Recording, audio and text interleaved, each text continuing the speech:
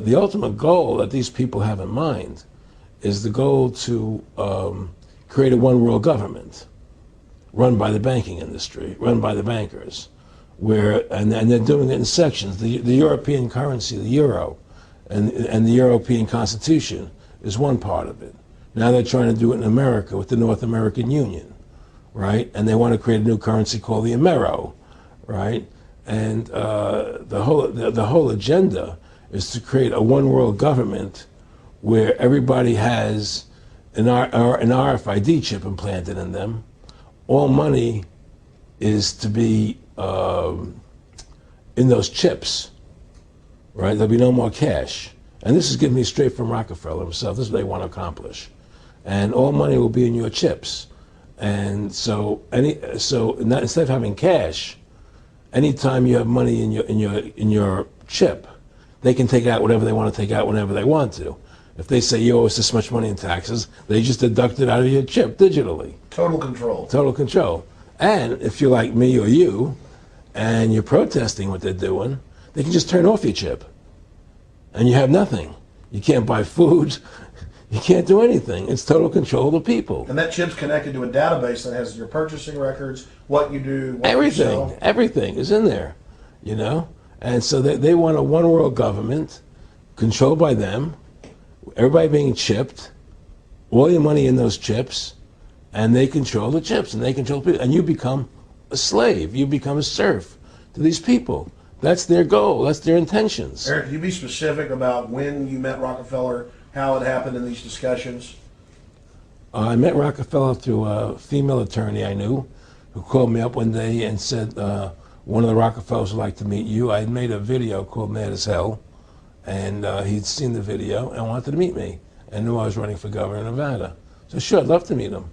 And I met him and I liked him, and he was a very, very smart man. And we used to talk and share ideas and thoughts. And he's the one who told me 11 months before 9/11 ever happened that there was going to be an event. Never told him what the event was going to be, but there was going to be an event. And out of that event, we were going to invade Afghanistan to run pipelines from the Caspian Sea. We were going to invade Iraq, you know, to take over the oil fields, establish a base in the Middle East, and make it all part of the New World Order. And we'd go after Chavez in Venezuela. And sure enough, later 9/11 happened. And I remember he was telling me how how you're going to see soldiers looking in caves for people in Afghanistan and Pakistan and all these places. And there's going to be this war on terror, of which there's no real enemy. And the whole thing is a giant hoax, you know, but it's a way for the government to take over the American people. He told you it was going to be a hoax. Oh, yeah. Oh, yeah. There's no question. He says, there's going to be war on terror. And he's just laughing. There's no... Who are we fighting? I mean, why do you think 9/11 happened and then nothing's happened since then? Do you think that our security is so great here that these people who pulled off 9/11, who were able to, can't knock down another plane? Come on, it's ridiculous. 9/11 was done by people in our own government and our own banking system to perpetuate the fear of the American people into subordinating themselves to anything the government wants them to do. That's what it's about, and to create this war, this endless war on terror. And that's why and that was the first lie. And the next lie was going into Iraq, you know, to get Saddam Hussein out with his weapons of mass destruction. That was the next lie. Now, specifically, this was a little over 6 years ago. This was 11 months before 9/11. Yeah. And Nick Rockefeller, who's a lawyer, he's become your friend over the previous years, and he's saying to you that there's going to be this big event, and then out of that we're going to have a war on terror, and it's just going to go on and on. Right, an endless war on terror without any real enemy. That you can never, so you can never define a winner. And did he say that it's going to be perfect because you can't define an enemy? It just goes on and on? Yeah, because you can't define a winner. There's no one to beat, so it goes on and on forever. And they can do whatever they want. They scare the hell out of the American public. Look, this whole war on terror is a fraud. It's a farce. It's very difficult to say it out loud because people are intimidated against saying it. Because if you say it, they want to make you into a nutcase. Let's But be the truth has to come out. That's why I'm doing this interview.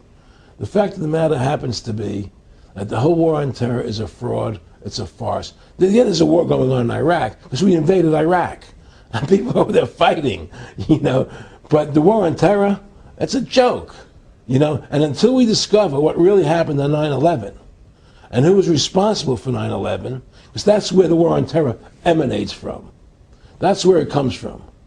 It was 9/11 that allowed this war on terror to begin. And until we get to the bottom root of 9/11, the truth of 9/11, we'll never know about the war on terror.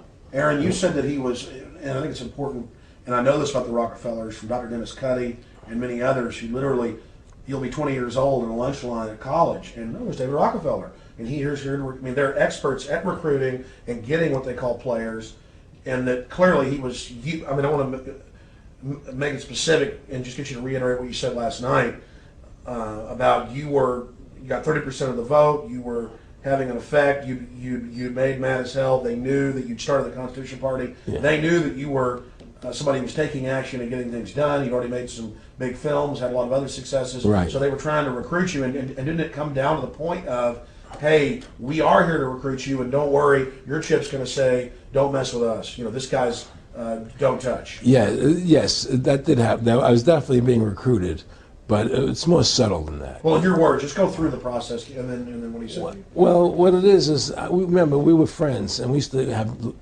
come to my house a lot. We'd have dinner, we'd talk, and he'd tell me about business investments I get involved in, you know, or they would help me with this business investment or that business investment. And was I interested in joining the Council on Foreign Relations? You know, I would have to get a letter to join them, but was I interested in that? And, you know, just stuff, you know, leading you on. And I used to say to him that I never really did that because that wasn't where I was coming from. You know, as much as I like you, Nick, you know, your ways and my ways, we're on the opposite side of the fence. You know, I don't believe in enslaving people, you know, and he would come back with, oh, I do? Or? Well, it would be more like, you know. It's better for them. Well, it's more like, you know, how do I put it? It was like, what do you care about them? What do you care about those people? What difference does it make to you? Take care of your own life. Do the best you can for you and your family.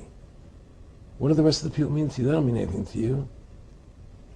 They're just serfs. They're just people.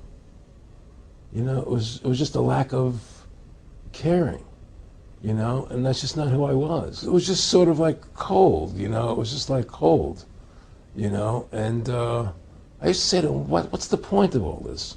You have all the money in the world you need. You have all the power you need. What's the point? You know, what's the end goal? And he said the end goal is to get everybody chipped, to control the whole society, to have the bankers, the elite people, you know, the bankers and some governor controlling the world. And I said, all the people in the Council on Foreign Relations believe this way you do? He said, no. You know, most of them believe they're doing the right thing. A lot of them believe it's better off being socialistic. You know, we have to convince people that socialism is really capitalism. Because America's becoming a socialist country. It's a communist country today. Well, one of the things they told me was that he was at the house one night, and he would talk, and he started laughing. He said, Aaron, what do you think women's liberation was about? And I said, I had pretty conventional thinking about it at that point. I said, I think it's about women having the right to work, getting equal pay with men, just like they won the right to vote, you know? And he started to laugh. He said, you're an idiot. And I said, why am I an idiot? He said, let me tell you what that was about. We, the Rockefellers, funded that. We funded women's lib, you know? And we're the ones who got all over the newspapers and television, the Rockefeller Foundation. He says, and you want to know why? He says, there were two primary reasons. And one reason was we couldn't tax half the population before women's lib. And the second reason was, now we get the kids in school at an early age. We can indoctrinate the kids how to think. It breaks up their family. The kids start looking at the state as the family, as the school, as the officials, as their family, not as the parents teaching them. And so those are the two primary reasons for women's lib, which I thought up to that point was a noble thing. You know, when I saw their intentions behind it, where they were coming from when they created it, the thought of it, I saw the evil behind what I thought was a noble adventure.